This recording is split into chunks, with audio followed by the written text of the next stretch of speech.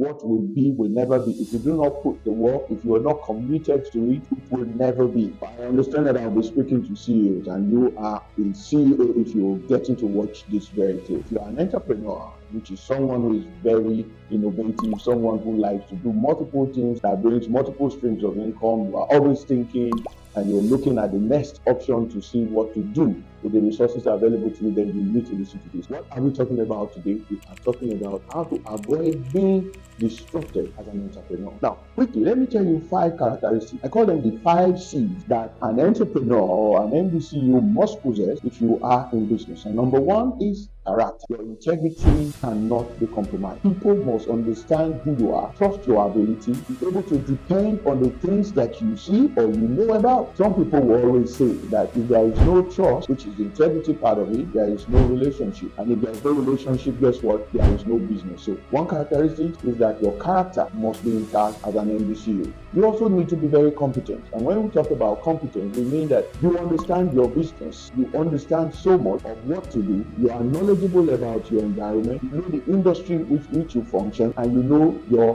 target market. So you have to be very competent. The other thing is capacity. And capacity has to do with understanding that your competencies and your character over a period of time will grow your capacity. Sometimes they ask you, what capacity do you have to carry out this project? And what they actually mean is, what experience have you gotten over time? Where have you worked? Where have you demonstrated it? And now, if you have not created time value over what you are going to execute, people will see that the character is not really there. Now, the 4th C that you need as an entrepreneur is commitment. Commitment is very essential. People understand when you are committed to a cause. And some will always say it doesn't really matter what will be, will be. No.